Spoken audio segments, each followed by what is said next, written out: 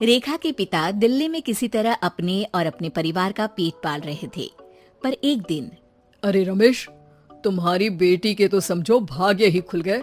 वकील लड़के का रिश्ता आया है। अरे वाह, कब करना चाहते हैं शादी? वो लोग तो जल्द से जल्द ही करेंगे। बाकी शाम को मैंने रेखा को देखने के लिए बुला लिया है। तेरा घर छोटा है तो तुम लोग मेरे घर ही आ जाना। राकेश और उसकी बीवी सारी तैयारी के साथ रोहित और रेखा की शादी कर देते हैं। लेकिन अगले ही दिन देखो रेखा, शादी भले ही हो गई है, लेकिन तुम ये मत सोचना कि मैं किसी जोरू के गुलाम टाइप रहूंगा। रेखा को रोहित की बात अजीब लगती है। मैं ये तो सोच भी नहीं सकती और ना ही चाहती हूँ, लेकिन शादी के अगले ही दिन इस तरह की बात की उम्मीद भी नहीं थी। रोहित रेखा के मुंह से ये बात सुनकर गुस्सा हो जाता है। अरे, काफी जबान भी चला लेती हो। माँ ने सिखाया नहीं कि पति से कैसे बात करते हैं? रेखा अब चुप रहने में ही भलाई समझती है। रेखा, जल्दी से नाश्ता तैयार कर लो। आज पहला दिन है, सारे काम तुम्हें समझा दूंगी। ये नौकरानी है जो तुम्हें बता देगी कि कैसे कैसे क्या करना है। फिर इसकी कल से छुट्टी है। रेखा भी ससुराल में जी जान लगाकर काम करने लगती है। खाली समय मिलता तो पति के वकालत की किताब उठाकर पढ़ने लगती। ये क्या, जब देखो तब पढ़ती रहती है। अच्छा सुन, कल पिता के घर से 20,000 रुपए लेकर आना। मेरे छोटे बेटे की फीस भरनी है। लेकिन पापा क्यों भरेंगे उसकी फीस? अरे वाह जी वाह, पापा क्यों भरेंगे? तो ये बता, हम क्यों रखेंगे तुझे यहाँ? क्यों खाना देंगे फ्री में? अरे, क्योंकि मैं बहू हूँ इस घर की। तभी वहाँ रोहित आ जाता है। अरे वाह, बड़ी जबान चला रही हो। चुपचाप माँ जो कह रही है वैसा कर, वरना सामान उठा और जा अपनी झोपड़ी में। बेचारी रेखा क्या करती, पिता के घर जाती है, उनको सारा हाल बताती है।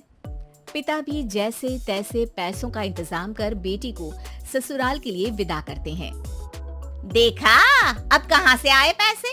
अरे बहुत माल है तुम लोगों के पास, बस सीधी उंगली से निकालते नहीं। नहीं नहीं माँ, पापा ने अपनी मोटरसाइकिल बेचकर पैसों का इंतजाम किया है। पता नहीं अब वो ऑफिस कैसे जाएंगे। अरे वाह भाई, ये भी हम सोचे। खैर, जैसे तैसे दिन बीतते हैं। रेखा जहाँ एक प्यारे से बेटे की माँ बनती है, तो वहीं उसका वकालत की किताब में ज्ञान और गहराता जाता है। हे भगवान, बुरे फंसे।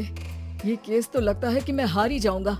देखिए, मैंने आपकी इस केस की फाइल पढ़ी थी। इस केस को जीतना बहुत ही आसान है।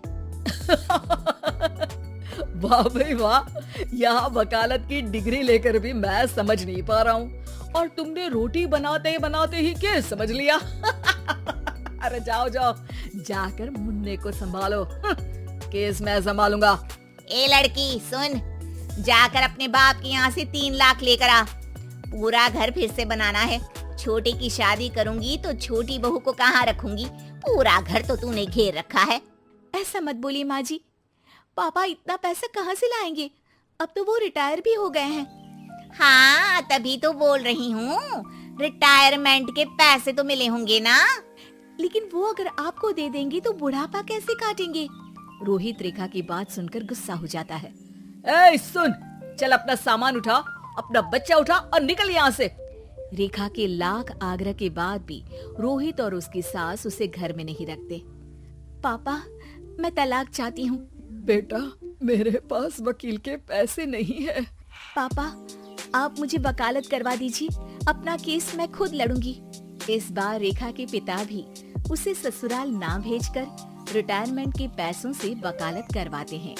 और फिर एक दिन कोर्ट के बाहर, रोहित, आज तुम अपना ही केस हार गए, वो भी उस लड़की से जिसकी तुमने कभी कदर ही नहीं की। रेखा, मुझे माफ कर दो। मैं इतनी बड़ी अमाउंट कहाँ से लाऊंगा? मैं हर महीने पैसे नहीं दे सकता तुमको। पैसे वहीं से लाना जहाँ से तुम मेरे पापा को लाने के लिए मजबूर करते थे। एक पिता अपनी बेटी की शादी उसकी खुशहाली के लिए करता है, ना कि सारी जिंदगी कर्जदार बनने के लिए। अरे, मेरे ही बेटे की किताब पढ़ पढ़ कर ज्ञान बांट रही हो। वकालत की किताब तो ससुराल में ही पढ़ी थी ना। बिल्कुल, यहाँ मेरी गलती रही। जिस पैसे से मैंने इसकी शादी की थी, मुझे वो पैसे पहले इसकी पढ़ाई में लगाना चाहिए था। और आज रेखा एक जानी मानी वकील के रूप में काम कर रही है।